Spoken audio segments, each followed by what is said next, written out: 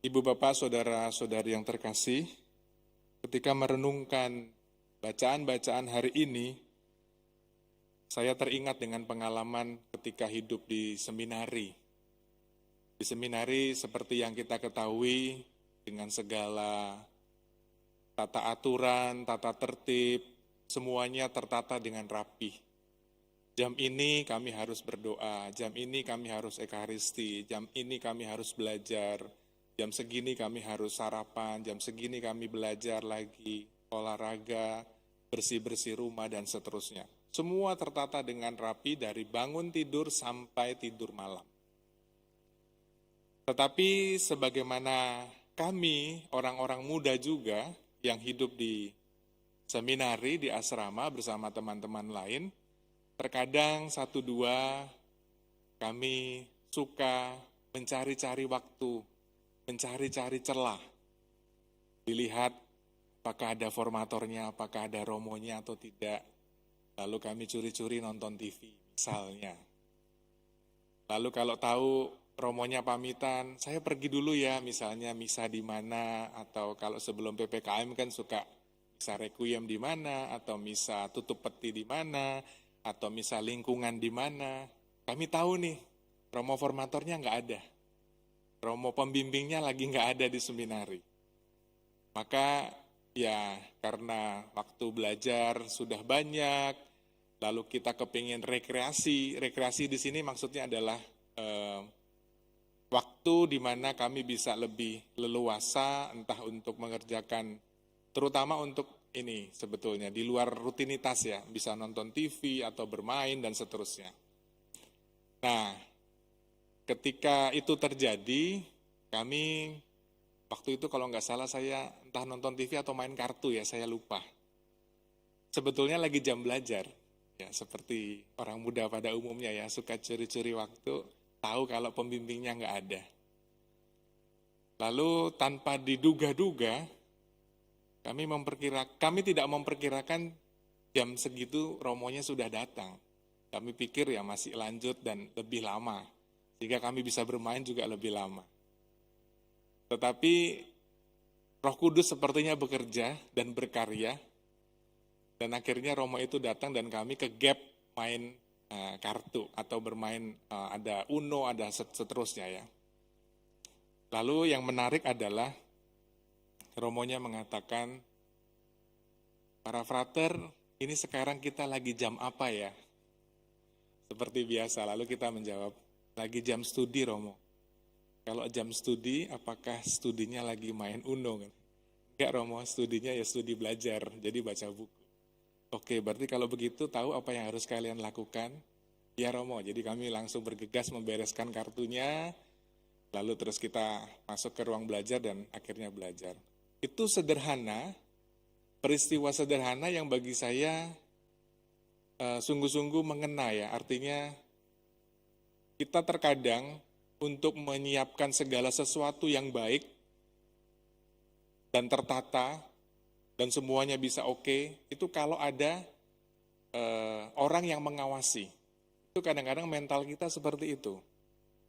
Tetapi kalau misalnya pengawasnya nggak ada atau nggak ada yang lihat, lalu kita bisa berubah, kita bisa bertindak semaunya dan seterusnya. Mungkin itu juga bisa terjadi dalam hidup keluarga kita, di dalam komunitas kita, di dalam kehidupan kita sehari-hari. Kalau dikatakan di sini dalam bacaan Injil, kita diminta untuk senantiasa siap siaga, berjaga-jaga. Maka ketika kita tempatkan dalam konteks kita, hidup sehari-hari, maka ketika kita diminta untuk melakukan perbuatan yang baik seturut dengan ajaran firman Tuhan, maka dilakukannya bukan karena kalau pas lagi kita butuh, atau pas lagi kita dalam situasi terpuruk, atau pas lagi kita dalam situasi sakit, atau pas lagi kita dalam situasi di ambang batas. Tetapi dalam kehidupan sehari-hari, dalam kondisi apapun, kita tetap ketika kita punya hati yang murni di hadapan Allah, ya kita tetap melakukan kebaikan-kebaikan itu. Maka kalau ditempatkan dalam konteks yang lain, kita juga tidak akan pernah tahu hari mana Tuhan akan datang memanggil kita. Kita juga tidak akan tahu kapan hari yang dimaksudkan oleh Tuhan dan menjemput kita untuk pulang, kita juga tidak tahu. Tetapi ketika kita punya sikap kebijaksanaan untuk selalu ready, ya, selalu siap sedia dengan segala kebaikan, dengan segala hal dalam kehidupan sehari-hari kita selalu mengusahakan, meskipun kita tahu bahwa kelemahan manusiawi kita, dosa-dosa kita, kecenderungan kita untuk berbuat dosa itu selalu ada. Tetapi kita selalu mengusahakan yang terbaik. Maka sikap bijaksana untuk selalu berjaga-jaga dan siap sedia, itu senantiasa bisa kita lakukan dalam kehidupan kita sehari-hari. Maka salah satu kata kuncinya adalah kita sungguh-sungguh ingin memohon rahmat kasih setia dan cinta kasih yang Tuhan berikan buat kita. Ketika dua hal ini bolehlah kita alami, maka kita mempunyai sikap berjaga-jaga dengan bijaksana dan setia.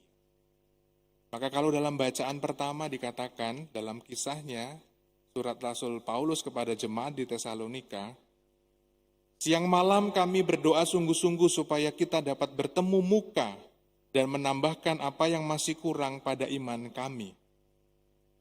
Kita memohon bahwa semoga Tuhan membuat kalian bertambah dan berkelimpahan kasih satu sama lain dalam kasih terhadap semua orang. Tetap mengusahakan apa yang namanya ajaran kasih, berbuat kasih, mengasihi sesama, mengasihi keluarga, dan seterusnya. Hal sederhana demikian yang selalu kita lakukan bukan karena yang lain-lain, tetapi karena Kristus sendirilah kita berbuat kasih. Bukan karena cari nama, bukan karena pangkat, bukan karena yang lain-lain, karena dilihat, tetapi karena Kristuslah kita berbuat kasih, dan kasih itu membantu kita untuk senantiasa berjaga-jaga di dalam kehidupan kita. Maka sebagaimana pemazmur mengatakan, dan untuk kita juga kita renungkan dan kita hidupi, penuhilah kami dengan kasih setiamu ya Tuhan, supaya kami bersuka cita. Berjaga-jaga itu bukan sesuatu terus kita menunggu dengan bosannya, tetapi berjaga-jaga kita tetap aktif melakukan kegiatan dan tanggung jawab kita. Berjaga-jaga itu lalu bukan berarti terus kita berhenti, tetapi kita tetap aktif melakukan kegiatan kita tetap aktif mewartakan kasih Tuhan dan memberitakan kabar sukacita. Maka kalau sikap berjaga-jaga, Tuhan Yesus mengharapkan kita juga dengan hati yang penuh sukacita.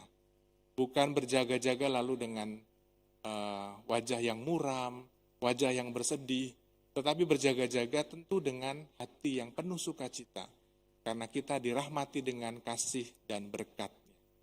Maka kita mohon dalam perayaan Ekaristi ini, semoga kita dimampukan untuk senantiasa memiliki sikap bijaksana, untuk senantiasa berjaga-jaga di dalam kehidupan kita, di mana hari Tuhan akan memanggil kita. Tuhan Yesus memberkati. Amin.